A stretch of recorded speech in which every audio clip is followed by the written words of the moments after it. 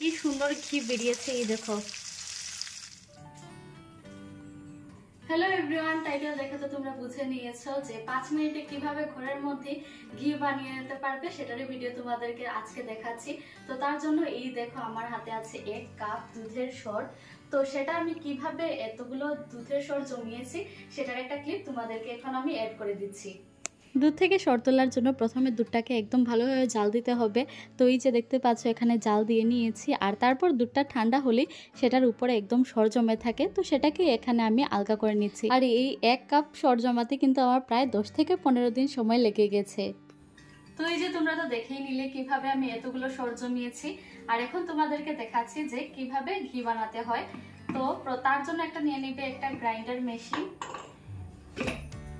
তো সেটার মধ্যে কিছু না, এই যে দুধের সরগুলো যেগুলো জমিয়েছি সেগুলো দিয়ে দিতে হবে।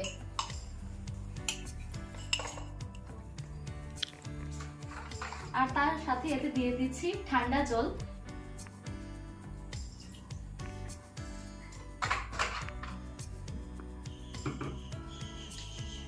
আর এখন এটাকে কিছুই না, জাস্ট এইভাবে ঢাকনাটা লাগিয়ে তারপর এটার মধ্যে মেশিনটা চালিয়ে দিতে হবে আর কি।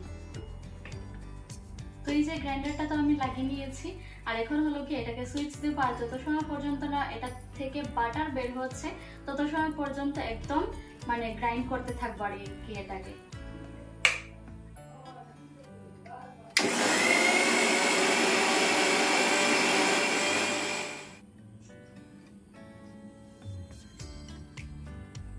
মধ্যে খুলে এটাকে চেক করবে, আর এটার মধ্যে অল্প আরেকটু জল দিয়ে দেবো এখন। এই দেখো কেমন ছিল আর কেমন হয়ে গেছে।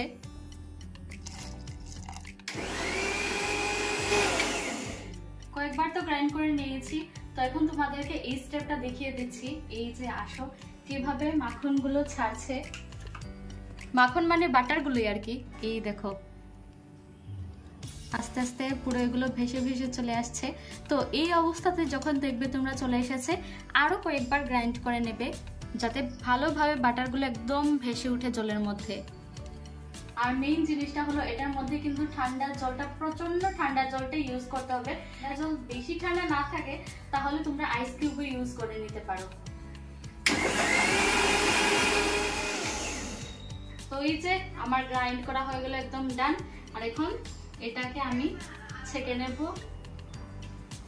আর এটাকে ছেঁকে নেওয়ার পর সেটার থেকে আরেকটা জিনিস বের হয়, সেটা স্বরূপের খুবই ফেভারিট, সেটা হলো মাঠা। সেটা নাকি অনেক দিন ধরেই খায়নি।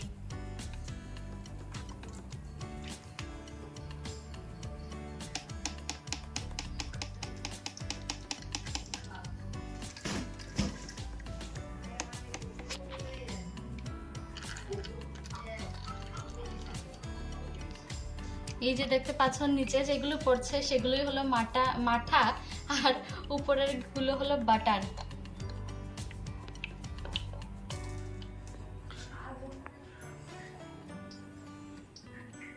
তো এই যে এখন আমি মাঠার থেকে বাটারগুলোকে ভালোভাবে ছেঁকে তুলে নেব। আর তুলে নেওয়ার পর তোমাদেরকে দেখাচ্ছি কতগুলো বাটার বেরিয়েছে।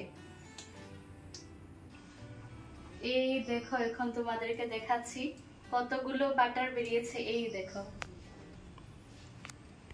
প্রায় অর্ধেক বাটির উপরে হবে এখানে বাটার বেরিয়েছে। আর এগুলো তো ফেলা যাবে না, এগুলো তো বললে আমি তোমাদেরকে মাঠা। তো চলো এখন ঘি বানানোর লাস্ট স্টেপে চলে যাই। তো এখন চলো আর গ্যাসের কাছে চলো। তো তোমাদেরকে বলেছি যে আর গ্যাসের কাছে আসতে হবে। তো সবার প্রথমে গ্যাসটা জ্বালিয়ে কড়াইটা বসিয়ে দিয়েছি, আর এখন এটা প্রায় গরম হয়ে গেছে। আর এখন এতে কিছুই না, জাস্ট বাটারগুলো দিয়ে দেব।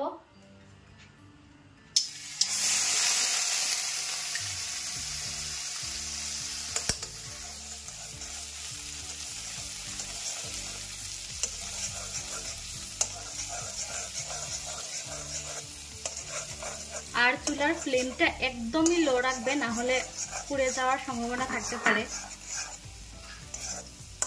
বেশি না, জাস্ট 1 থেকে 1.5 মিনিটের মধ্যেই এগুলো ঘি হয়ে যাবে। এই যে দেখতে পাচ্ছ, আর জাস্ট এই যে এগুলো যদি ভাজা হয়ে যায় তখনই ঘিটা রেডি হয়ে যাবে। আর এগুলো জাস্ট কিছুই না, হালকা হালকা ব্রাউন কালার হলেই গ্যাসের মানে চুলার ফ্লেমটা আমি অফ করে দেব। আর কি সুন্দর ঘি বেরিয়েছে, এই দেখো।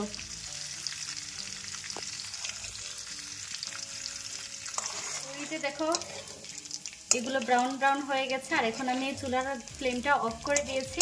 আর এখন এগুলোকে ছেঁকে নেব। আর ছেঁকে নেওয়ার পর দেখাচ্ছি কতগুলো ঘি বেরিয়েছে। এই দেখো 1 কাপ দুধের সর থেকে কতগুলো ঘি বেরিয়েছে।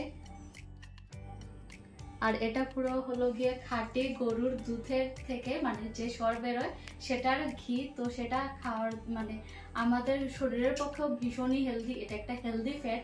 তো এভাবে তোমরা বানালে 5 মিনিটের মধ্যে তোমরা ঘরে বানাতে পারবে ঘি। তো ঘিটা কেমন হয়েছে তোমরা কিন্তু কমেন্টে অবশ্যই জানাবে। আর তারপর থেকে আমি আরো কিছু রেসিপির ভিডিও তোমাদের সাথে শেয়ার করব। তো দেখা হচ্ছে সেই ভিডিওতে। টাটা।